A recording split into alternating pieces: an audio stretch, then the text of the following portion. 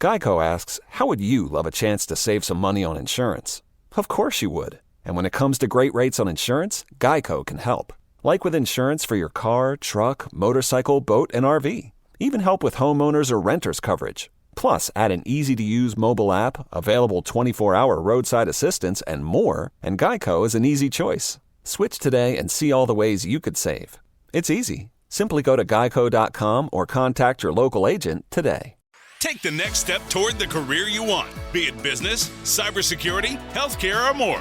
UMGC can help you get there. No application fee when you apply by August 31st. Visit umgc.edu, certified to operate by Chev. Hey, Ola, it's Miles. Thank you guys for listening to the Men's Room Daily Podcast. Have you heard our newest podcast? It's called The Greatest Story Never Told. Download it today on radio.com. Be sure to subscribe. New episodes are uploaded every Tuesday at noon. Unfortunately, what you're about to hear is real.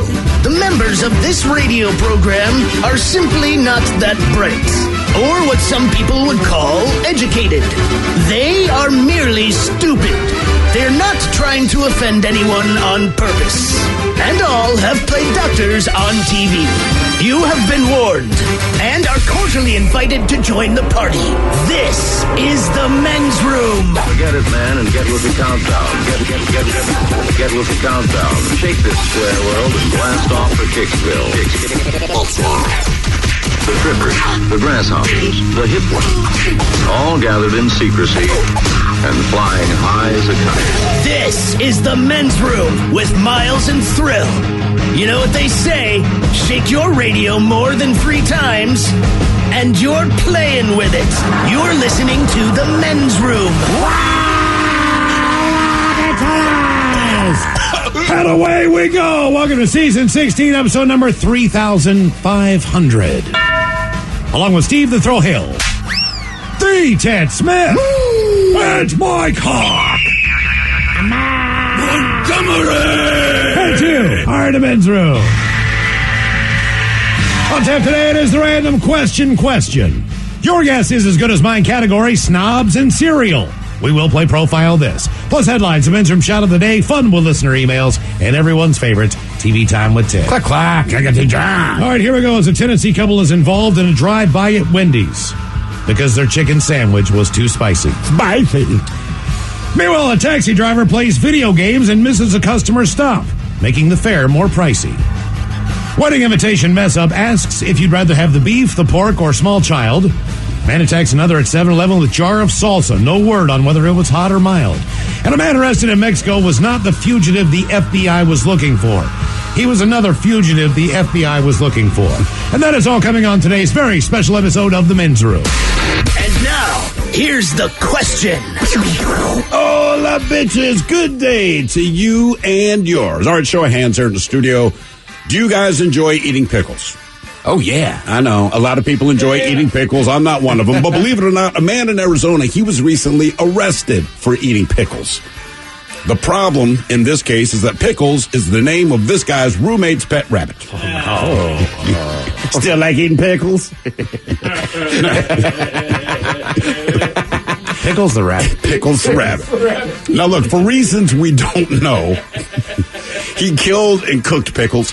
He had planned on eating pickles, but he was arrested before he actually got the chance to do so. But either way, poor Pickles. Not to be outdone, a man in Spain, he was just sentenced to 15 years in prison because he ate his own mother. I'll spare you the gory details, but it all started when he and his mother got into an argument. Now, we do not know what started the argument, and we certainly don't know what it was about, but I cannot imagine that it justifies eating one of your own parents. But if you do want to create tension with your parents, here is a foolproof way. An 11-year-old girl in England, she has it all figured out. You see, she became the youngest mom to give birth in the history of the United Kingdom. She got pregnant at 10. Her parents did not know. And in the understatement of the year, a source close to the family says, quote, "It has come as a big shock." Look, my daughter's 10 and a half. I can't even wrap my head around the concept. But anyway, these are just some of the stories that we've come across. Stories have left us with many questions. Questions we'd like to ask you in the form of the random question. And this is how it works. You call us, we'll ask you a question at complete random. And after you share your story, we'll share with you the news story that inspired said question. Be a part of the big show, the random question. Call 206-421-ROCK. Like the Men's Room on Facebook. Follow us on Twitter and Instagram at Men's Room Live. And send those emails to the Men's Room at KISW.com. Geico asks, how would you love a chance to save some money on insurance? Of course you would. And when it comes to great rates on insurance, Geico can help. Like with insurance for your car, truck, motorcycle, boat, and RV. Even help with homeowners or renters coverage. Plus, add an easy-to-use mobile app, available 24-hour roadside assistance, and more, and Geico is an easy choice. Switch today and see all the ways you could save. It's easy. Simply go to geico.com or contact your local agent today. A burst pipe at 3 a.m. is a bad way to start the day. A cold shower in November isn't invigorating. So before you start freaking, call Beacon. Beacon Plumbing, Heating, and Mechanical is just one call away 24 hours a day. 1-800-FREAKIN or beaconplumbing.net. Take the next step toward the career you want, be it business, cybersecurity, healthcare, or more. UMGC can help you get there. No application fee when you apply by August 31st. Visit umgc.edu, certified to operate by Chev.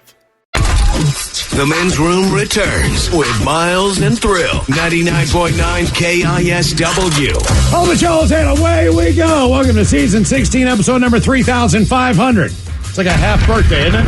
It is a little weird. You know, people say, like, it's my half birthday. That's why we're not celebrating. It really doesn't mean anything. Just 3,500 episodes of the show. Mm-hmm. Someone did the calculations there on Twitter, so that's 700 weeks. I wonder if that's right. I'm not going to do the math. I'll just choose to believe them. Yeah, 700 weeks. 700 weeks of quality programming. That's what we bring to you. Wow. Welcome to the big show. Once again, your guess is as good as mine. We've got a couple great categories for you. We're still trying, in honor of Captain Crunch, to get people to vote on the 10 favorite breakfast cereals. Okay. Here in the United States of America. So breakfast cereals, your favorite breakfast cereals. Not necessarily the ones that sell the most, but these are the ones that you like the most. Yeah. Now, let's face it. There's a lot of people out there who buy Cheerios. Cheerios is one of those cereals. It's middle ground. It's fine. No one loves it. It's food for people who are just getting teeth in their mouth. That's the way I look at Cheerios. Cheerios and Goldfish, they're for kids to put on a tray and play with. Either way. Or you're old enough that the doctor told you should really eat Cheerios. Yeah, they are. Yeah, that's a big part of it. They're a high-selling breakfast cereal. Doesn't necessarily mean that they are one of your favorites, but you get the idea. Then we have for you, as someone ranked, the snobbiest states in America. They looked at graduation rates, how many people got their degree in the arts, how many top-tier universities there are in general, and how much wine people drink. So basically, we have the top 10 snobbiest states. You would not be shocked to learn some of the states that are not so snobby on the list. I'd say Arkansas. Arkansas is number 49. That's a great guess. Huh. Yeah. West Virginia. West Virginia is number 46. Mississippi, Oklahoma, Alabama. Yeah, they are not snobby states at all. So if that gives you any idea, that would be the category, the top 10 snobbiest states in the United States. And today is the day we do our random question. Let's do this. 206-421-ROCK. Random. Hello, Michael. Welcome to the Men's Room. Happy episode 3,500, boys. I am. We appreciate it. Before we get to the random question, can I ask you guys a random question? You can ask us guys anything you want. What radio personality was it that made you guys get into the business or want to get into the business? For me, it was Dr. Demento. I was like 8 years old, and homie made me laugh. That's all I needed. I'd say a bunch of different guys on DVE in Pittsburgh. Sure. When I was growing up. You found other jocks, but the first guy that actually made me laugh consistently was Dr. Demento, because I'm a child and he did really stupid stuff. And I thought, I do stupid stuff. My parents always tell me that. My teachers tell me that. That's got to be the career path for me. DC 101 had, first of all, they had Howard Stern, but I never heard Howard Stern on DC 101. But he was definitely influential. But the Grease Man was another guy who came on after him. So be proud of that one. Huh? He was one of those guys I listened to for a while. All right, let's give you a random question here. Ted, fire away. I like Donnie Simpson on PGC, and then probably the biggest one was just Don and Mike. Yeah. Because they were a morning show when I was a kid, and then they did an afternoon show, kind of like this one, and you could listen to it after school. Like that was like our show. They literally did nothing but talk, and you laughed your ass off. What about you, Mike? I'm looking at him. Oh, really? Well, me. The degenerates in this room are who convinced me to get into radio. God almighty. We're sorry. Never thought that would go that way. Really never did. Okay, let's go with this random question. Other than sex or a shower, what were you doing naked? That means you have to explain yourself. See, if you're having sex or a shower, nobody's surprised. When you're just naked, like, why are you naked? Well, unfortunately, boys, I haven't ever had sex, and other than shower, that's basically no other time I can recall that I've been naked, except as a baby. But But you've never been naked in outdoors or anything like that? Nope. You didn't think you'd run out, get your bail real quick, and turns out your neighbor's walking out. There you are, naked. Mm-hmm. Has sun ever hit your penis? A few times, but only, when I was out of options.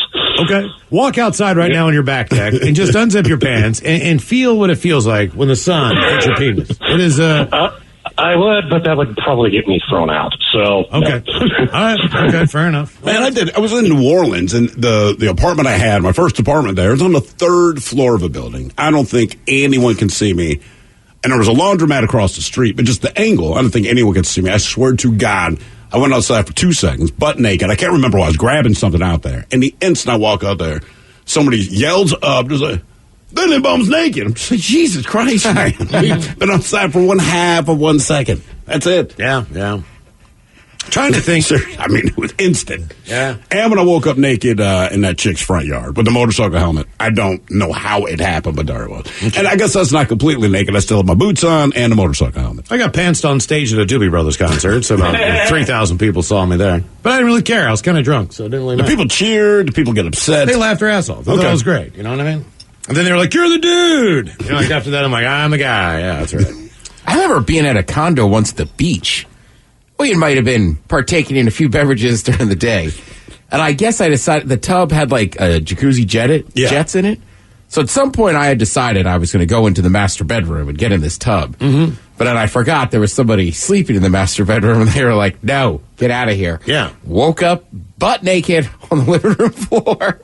Oh, yeah, I got locked out of my hotel room naked in Mexico, man. Have you ever been in an outdoor hot tub where you decided there's nobody here? Sure. I'm just going to take my swim trunks off. I've been naked in a hot tub with buddies. And one of the reasons is because, and this is the way I looked at it, like if I can keep the swimming trunks dry, right, and hang them up with a towel, then when I get out and dry off, you know what I mean, I'll be dry. Sure. I'll be like walking in with drip dry shorts on.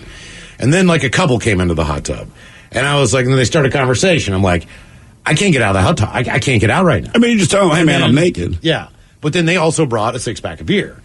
So, okay, then I have a beer. You know what I mean? That was cool. But now I'm kind of like at the mercy of this couple. You know, like there's no way they could tell that I was naked. It wasn't about that. What happened when the jets turned off? They were going all night. It was an outdoor hot tub in a ski resort. So the jets were constantly on. I mean, it was all the steam. I just had to wait. The reason we asked, other than sex or a shower, what were you doing naked? Police have fined 2 men who had to be rescued from an Australian forest after they were startled by a deer while nude sunbathing on a beach and became lost. Follow along. The men called for help at about 6 o'clock in the evening Sunday after they became lost in the Royal National Park. Unbelievably, we saw 2 men sunbaking naked on the beach on the south coast. They were startled by a deer, ran into the national park, and then got lost. Their rescue involved police aircraft, ambulance services, and state emergency services. The men, 30 and 49, they were then fined $759 each for breaching a stay-home pandemic order that restricted them to Sydney. The younger man was found naked and carrying a backpack, while the older man was partially clothed. They described the pair as, quote, idiots. Clearly putting people at risk by leaving home without proper reason, then getting lost in the national park and diverting important resources away from the health operation. I think they should be embarrassed. By the way, the temperature range on Sunday, the town nearest to where the men were lost, that was about 37 degrees Fahrenheit. Celsius? 37 degrees, 3 degrees Celsius. 37 degrees Fahrenheit. Damn. Yeah. And they were sunbathing nude? That is correct. The pair were among 44 people fined by police on Sunday for breaching the public health order after Sydney began a 2-week lockdown on Friday due to a new COVID-19 cluster. What kind of deer do you think they saw that is scary? I mean, I get you might get startled because you hear an animal. You jump up, I see it's a deer. In my mind, we're cool. I'm used to deer being pretty docile. That's what I'm saying. I mean, I know it's Australia, so maybe these are carnivores, but I mean, like, I can't imagine a deer scared me to the point that I left the beach, ran into the woods naked, and got lost. It's a deer. I mean, obviously, deer are responsible for more deaths in the United States than any other animal, but that's because people hit them with cars and they crash them down. They don't attack you. Right, exactly. Completely different. Random. Hello, Elias. Welcome to the men's room. Hola, boys. Hola. Elias, how you doing, man? You beating the heat? Cool. Tyler and Satan's mixtape out here. Okay, yeah. All right, let me give you this one. This is one you could probably answer. What will you probably never ride in, either ever or again? So Ted tells the story about almost taking a snowmobile off a cliff. And he has vowed that he will never ride on a snowmobile again. No desire. Steve goes to the Evergreen State Fairgrounds, and there's one ride that his daughter loves. No matter what. She sure does. If it shows up, Steve will never ride that ride again. F no. And there's no nice way to put it. Even if you've already done it, and that's why you would never ride it again, or you just have a hesitancy based on, look, there's no way this is for me. What will you never or either ever ride in again? Okay, so definitely a snowmobile. What happened on the snowmobile?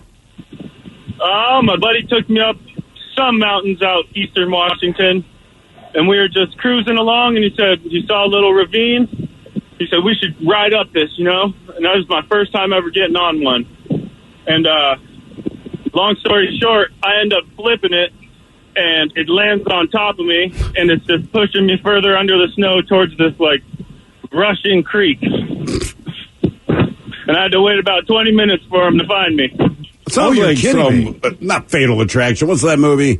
Or like death is constantly trying to kill you. No one has a positive snowmobile story. Like, oh, yeah, Final Destination. We did like Thank you, Final Destination. Because it's not just that it landed on top of you. It's that it drives you deeper into the snow and is pushing you toward a creek. We had a guy call and it was trapped last week. The guy who had the blade basically pushing down on his neck face first into the snow. Final Destination. But that guy's still doing it. Right. Like me and this guy had the same problem. We went with idiot friends. Who had been doing it before, and we're just like, yeah, just charge up this hill. This will be fine. But I also want to say Neckblade had that one unfortunate thing where it's also his job, right? Yeah. Like if snowmobiling were your job, like, hey, Ted, we're going to pay X amount of dollars. Like, I feel like you could fight through it, right? Think about NASCAR guys, right? They've been in an accident. The car blows the hell up, all this stuff, and they recover from their injuries, and they go back out and do it. Because that's what they do. They love it. We did it once, flipped a car, and I'm like, it's not my job. I am not doing this again. Well, when you came back from whatever it was, your honeymoon or whatever in Hawaii, and you taken the helicopter ride. I remember the first thing you saying is, man, I took a helicopter ride. It was just, I'm never doing that again. You said it was cool. We saw a bunch of things, but with the air pockets, I guess there was a lot of up and down and bouncing going on with the aircraft. If my memory serves, that is the only thing it was. Yeah. But then you went and you did it again. I did it again, and this time, because I will not blame this on the kids, but it's the option to take a helicopter ride over Niagara Falls. And I'm thinking, all right, I really don't enjoy this, but you have the kids. It's Niagara Falls. When the hell else am I ever going to go in a helicopter above Niagara Falls if it's not a rescue? And I did that. And I said, all right, kids, I hope you enjoyed it. Not going to do it again. Yeah. Every year. And I'm going to do it again in September, because this is how it rolls. I'm going to be in Vegas for the Ravens game. And I realized, all right, they got a helicopter tour over the Grand Canyon. And I'm just like, look, you're right there. You're going to hate it, kind of. You'll appreciate it, kind of, but you got to do it. Well, last week we brought up the fact there was a story that you could take. I can't remember that. It wasn't a crazy amount of money, but you could take a hot air balloon into space. It was $125,000. But compared to the amount of money to, say, fly on Richard Branson's aircraft. Because his is an aircraft. Right. It has rockets. This is a and hot air balloon. And I said, hell no, because, look, there was a balloon festival growing up in the town that I grew up in, and they would have it every year at the airport. And I had the opportunity to get in a hot air balloon ride that was a non-tethered hot air balloon ride. So in other words, sometimes they just have a big string.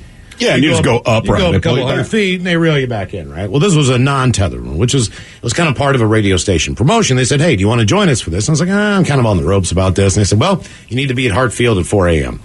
And that right then and there, I was like, nope. No. My 23-year-old ass will never, because you got to sign up, make sure you're going to be there. Some of these waivers. I might still be up, but I would not be in condition to go. And it wasn't just the fact that that was an easy, convenient excuse for me to not want to do this because I never wanted to do that. I don't like the idea of being in the air, and the only thing that controls you is your weight and wind. Remember, even the tethered one. So right before we left Baltimore to move here, they had a tethered one outside of their little tourist place. I don't remember how far up it took you, but again, it's tethered. You're not going to blow away. But that ended up being the problem. So some crazy-ass windstorm came out of nowhere. I don't remember how many people were on this thing at the time, but a decent number of people. And for hours, this thing is blowing around in these crazy circles. It's still tethered to the ground, but it's ricocheting off of buildings because it's also downtown. Do you remember this? Yeah. And and they were 100%. for hours. They could not pull the balloon back down. And I'm like, it doesn't goddamn matter. And there were all these injuries and all the rest of it. And I thought, well, Jesus Christ, if that's the safe one. Well, I've done a tethered one in Disney World. All right. I would feel safer at Disney World because all they do is rides. Correct. How high up does it So go? I would roughly? just think that they've got all the bases covered. I might do it there, but I would never do one that just took off on its own and then you land in a field and they come in a car and get you. No way. No way. This one was massive, and it was like down like downtown Disney, like right by like some water and stuff. So it made you feel better. It did, but crocodiles also in the because water. it's Florida, it's July 4th week. Yeah. So, I mean, every time we tried to get on the damn thing, they'd be like, nope, we're closing. Why are you guys closing? There'll be a storm here in 30 minutes. Yeah, Florida and Here's what we got over the weekend. Hot air balloon pilot, 2 couples passed on after the balloon they were riding in struck a power line and crashed onto a busy street in Albuquerque, New Mexico. That's kind of New Mexico's thing. They do a big balloon festival there every year. My parents, when I lived there, they invited us down, and I did not do the full research. So my mom's like, you've got to see it to believe it. It's incredible, wonderful. I said, well, what time does it start? Yeah. And I want to say it starts at like 5 a.m. And guess what? I missed the whole thing. This is kind of crazy, though. So the pilot passed on. He was 62 years old. The 4 passengers, they were there on a bucket list trip because the woman had just... Mission accomplished. Had retired from teaching. So all the teachers and students pulled together and got her this trip to be able to go up in a hot air balloon. That makes the situation even worse. But all were Albuquerque residents. The one guy died at the hospital from his injuries while the other victims were declared dead at the scene. According to the National Transportation Safety Board, there have been 12 fatal hot air ballooning accidents in the United States within the 10 years. Most of those occur in that area outside of Albuquerque. So witnesses told authorities, this is where it gets bizarre. The balloon descended toward the ground. It was basically being blown into the city of Albuquerque. Mm-hmm. They were trying to get the balloon down. Then it struck an overhead power line. The gondola, at that point, detached from the envelope. The gondola fell 100 feet and crashed into the median of a busy city street before exploding and catching on fire. Jesus. The envelope of the balloon then floated away, basically landing on someone's house. This is a tragedy that is uniquely felt and hits uniquely hard at home here in Albuquerque and the ballooning community. And that right there, the fact that you can't control that thing when it's coming down based on the wind and everything else, that is why I will never get up on one of those. I have one question. Ever. Based on what we understand about hot air balloons, and I can understand if you do it safely, it's got to be amazing, blah, blah, blah. Can you really call someone a pilot of something if you're not really able to control it? Because if that's the case, I should get my pilot's license for a plane. Because guess what? I don't know what the hell I'm doing there. I have no control. It doesn't make sense. Typically, you got to give. This thing was up at 7:30 in the morning, so typically, wind doesn't pick up until the afternoon. So they try to do that thing as early as possible. It didn't really matter. More of the random question coming up. 206-421-ROCK. Geico asks, how would you love a chance to save some money on insurance? Of course you would. And when it comes to great rates on insurance, Geico can help. Like with insurance for your car, truck, motorcycle, boat, and RV. Even help with homeowners or renters coverage. Plus, add an easy-to-use mobile app, available 24-hour roadside assistance, and more, and Geico is an easy choice. Switch today and see all the ways you could save. It's easy. Simply go to geico.com or contact your local agent today. For tank and tankless hot water heaters, for clogged drains, for leaky faucets, for toilets that won't flush. Stop freaking and call Beacon. Beacon Plumbing, Heating, and Mechanical is your trusted source to solve all your plumbing needs. 1-800-FREAKIN or beaconplumbing.net. Take the next step toward the career you want, be it business, cybersecurity, healthcare, or more. UMGC can help you get there. No application fee when you apply by August 31st. Visit umgc.edu, certified to operate by Chev. 99.9 KISW. The men's room is in progress. Random question. 206-421-ROCK. Random. Hello, Chris. Welcome to the men's room. Hola. Chris, welcome to the program. Real quick. Yeah. Oh, sorry. Thrill, I heard some good news for you. What is that? I was listening to Jim Jeffries' podcast, and they were talking all about cheese. And it turns out cheese or lactose gets aged out of cheese. So, all right. Huh. You know what? That explains a lot. Because look, I love cheese. I'm one of those dudes that eats a ton of cheese, and like a lot of people, maybe I can't poop for the next 8 weeks, but it never bothers my stomach. So now that makes sense. Okay. Let's go with this random question for you. When in your lifetime did you realize that you needed to change your living situation? You needed a change. You needed to get out of wherever in the hell you were. That was a while back when my brother and I got into a huge fight. We were living together, and within like a month or two after that fight, I just bounced out and I left. Was it a physical fight, or was it just you guys screaming at each other? Just screaming at each other. Did you guys do it a lot, or was this one fight the final straw? It was just a one-time thing, and we never recovered from it. All right, let me ask you this then, and I'm sure it's a personal question, but I don't care. What is it that you were fighting about that after one blowout, with your biological sibling, you're like, F this, I'm out, I can't be around it? He had a really, really late... I think I told you guys about this before, but he had a really lazy girlfriend, and there was this one time she went one step over the line, and he said he would rather pick his girlfriend over family, and I said, screw this, I'm out, and I found some friends who needed a roommate. Okay. Is he still with her? All right. No, he's not. Yeah, of course not. Right. I already knew the answer to that question, but still, had to ask. Not that it was a crazy situation, but at one point in time I was 20 and living in a house with 7-8 other guys. It was a big old house, so it had plenty of room and it had plenty of bedrooms. You could not keep any food in the house. Any food you brought in the house would be eaten. You could not find a clean plate. You could not find anything that was not dirty and in the sink. You know, the bathrooms were a mess. Sure. My one roommate, he had converted his bedroom into a mini fridge in there, and he had a hot plate in there, and he locked his food up just so that those were the extreme. And we still figured out how to get into Rozak's room and steal his food. Of course he did, because that's what roommates do. I mean, we still knew where he hid the key, just in case of an emergency, because one of the trusted roommates who he told where the key was, which, by the way, was on top of the door on the ledge, knew that. So we would go in there, man, and like, he had an air conditioning unit, like a window air conditioning unit. Like, he had his pad macked out. And his mom bought him everything. But, you know, every time you came home, there was 3 dudes you didn't know on the couch. Always. Oh, it's a guarantee. You know what I'm saying? Hey, man, we smelled your herb. Like, come on, you man. You couldn't have a bag of weed without it being smoked. You would come home and there was empty pizza boxes everywhere, and they'd already eaten all the pizza if you missed. You know, it was one of those things. I don't know if our kids will have that same experience, because, look, you know, if the kids smoke weed, like, they can just go to the weed shop and buy more. And I understand financially you're not always in that position, but when we bought weed back in the day, first of all, there's no guarantees that your weed dealer would show up or would be home at the time that he prescribed for you to come home. Right. This was understood. 2, the weed he gave you was garbage. And when you opened your bag of weed, it was this whole 45-minute ceremony where you sat there and separated all the seeds and the stems. So after you go through all of this and you just have your flower left, man, you're looking forward to smoking that because you put in the work. And then you come home, and like you said, your friend's friend is the guy who's smoking your weed. And not only that, but like, this is crazy, but we had one landline phone in the home. So between the 7 of us or whatever, I swear to God, it was only like $5. $5 a month, right? Wasn't that crazy? Does somebody still short you? But the one guy who would never pay, he was also the guy that was always on the phone. And he would talk to his girlfriend forever. And then there was a way where with that phone, you could use, it was the equivalent of Pac Bell, but on the East Coast. Right. So it was like Bell Atlantic, right? Yes. You could punch in a code, and they would allow you to use their long distance service, which they would then charge you by the month. So you could have your own individual card through Sprint or whatever, because it was different. The local service was different. The long distance service, you paid for that separately.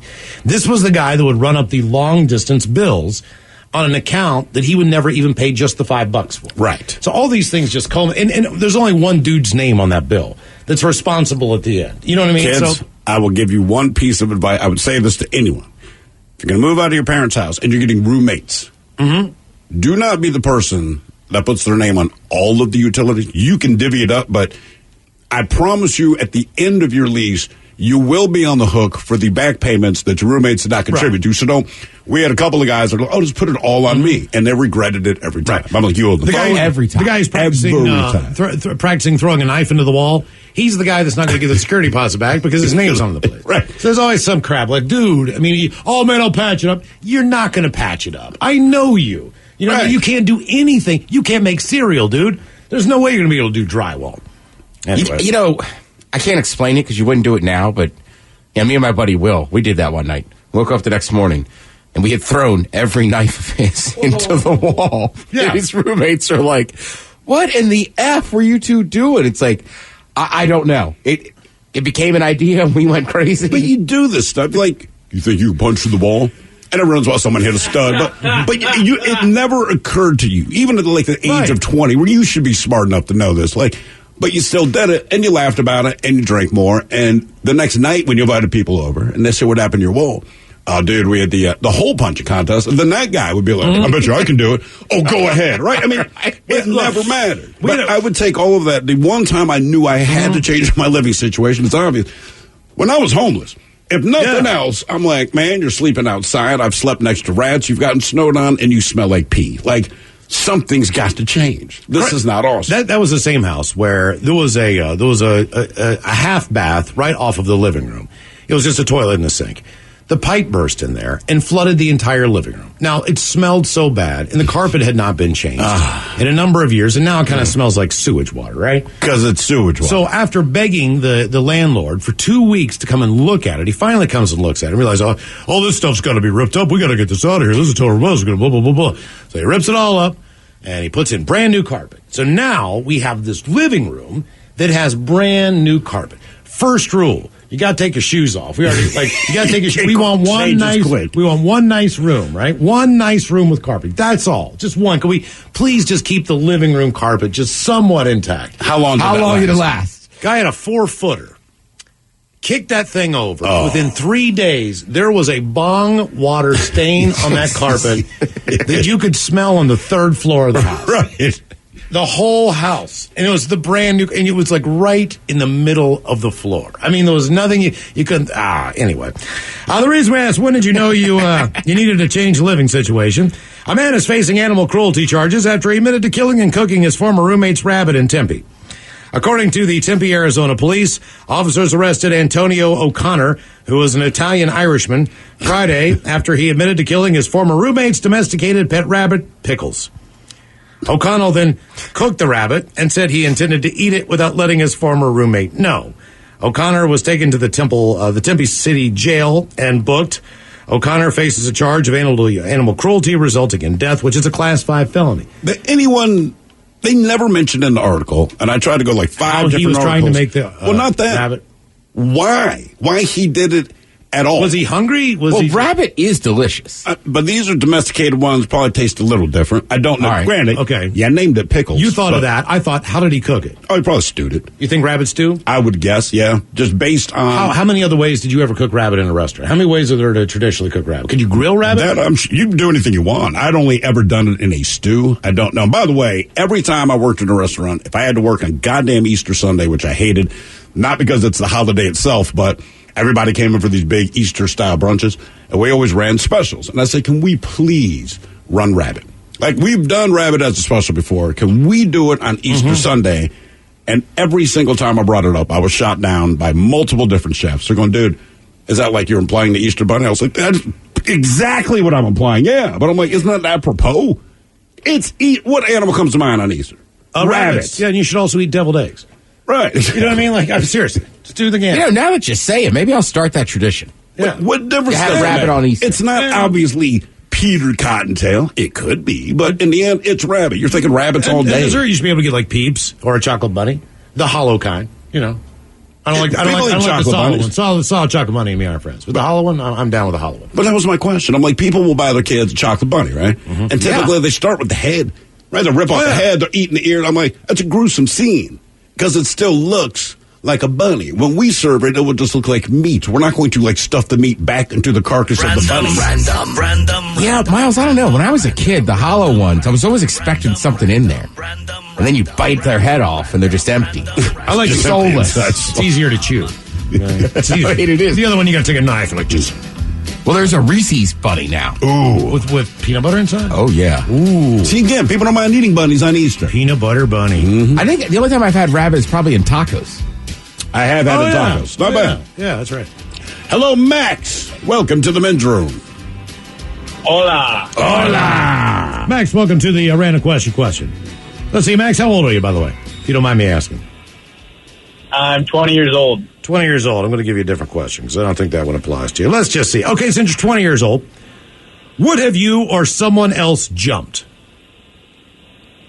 Would have you or someone else jumped? Either on a bicycle with your own 2 feet, like skateboard. I've jumped off a cliff a couple times, jumped off bridges, jumped bikes, jumped crevasses. Well, here's a good story. So me and a couple buddies and one of my buddies' dad, we were going duck hunting, and there was it was like, dead of winter, mid-December, just cold as all get out in the morning. And there was like a little irrigation ditch with water flowing through it that we had to you could either try to wade it or hop over it. And it was a little too deep to wade, so we had to hop over. And we all made it over except for my friend's dad ended up not making the jump. He fell in the drink and had icy water in his duck hunting waders for the entire hunt. And we didn't even shoot anything. So he was miserable the entire time. Yeah. But I got to think on some level that kind of made the trip. Yeah, I mean, there's your memories right there. Okay. If you just shot a duck, it would have meant nothing. Just be another day duck hunting. But no, watching another person suffer, I remember that. A couple of crazy stories here on whenever you jump something. I still think to this day that crevasse up on whatever it was on Rainier, where you couldn't see the bottom of it, and everything was just blue. I mean, it was crystal blue. It was as blue as this blue Gatorade. When you look down, except one of them is natural. You could see the bottom. You couldn't see the bottom. You could hear the stream running underneath it. But it was probably about a 3-footer. It wasn't too much, but I'm wearing a 60-pound pack. So, I'm not used to, if it was just me by myself, in ideal situations, but this is effed up. But with the backpack on, I was terrified. I was leaning forward, I'm just going to grab onto the edge. Yeah, that sounds terrifying. It was absolutely terrifying. A passenger was taken to the hospital Friday night after jumping out of a moving plane at Los Angeles International Airport. The United Express flight, operated by SkyWest, was pulling away from the gate about 7 o'clock when the man unsuccessfully tried to breach the cockpit by pounding on the door. Then he managed to open the service door and jump down the emergency slide onto the tarmac, according to the airport and the FBI. The man was taken into custody on the taxiway, treated for injuries that were non-life-threatening, and then taken to the hospital. I did not know that was even possible once the plane started moving, that you could open. You would think like anything else. I think even when your car is moving, you shouldn't be able to open the damn door. I mean, you can. You can, but they assume you don't want to. Right, exactly. And then we have the story out of Yakima County, and no, this is not close to the Yakima Walmart. We go to Kennewick, where a man wanted for multiple warrants is now behind bars after trying to escape from police. The Yakima County Sheriff's Office said they received a call about 7 a.m. on Sunday about 2 people passed out in a car stopped in the middle of a roadway on Yakima Valley Highway. Once on the scene, police said they found the driver and passenger both asleep, and there's a little kid in the back. Jesus. So police said they suspected the driver was under the influence. They knock on the door, try to wake him up. What does he do? He punches it. Police chase ensues, and the driver abandoned the car. Then he took off toward the Yakima River. The sheriff's office said, then the man jumped off a 50-foot cliff into said Yakima River. Damn. The Fish and Wildlife boat, which was down there, arrested the 32-year-old man. Police booked him in jail for multiple charges, including reckless endangerment, eluding, and assault. Officers said the passenger and the child were fortunately unharmed in the incident, but 50 feet into the river. Does it say what his deal was? I'm guessing warrants. He had warrants, yes. Random. Hello, Dave. Welcome to the men's room. Hola, the George. Hola. Dave, welcome to the program. Random question. Let's see here. Okay. Dave, I'm going to give you this one. Were you ever involved in a legal matter or dispute?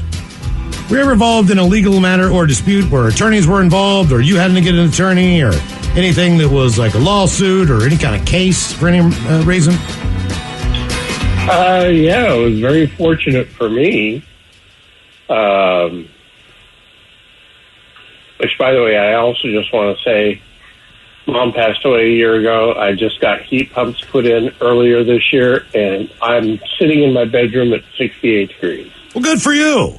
That's different than most people have right now. I know. I'm sitting in my sweatpants and a thermal. So you're humble bragging. You got the air conditioning. Okay. Yeah. So what was the legal matter you were involved in?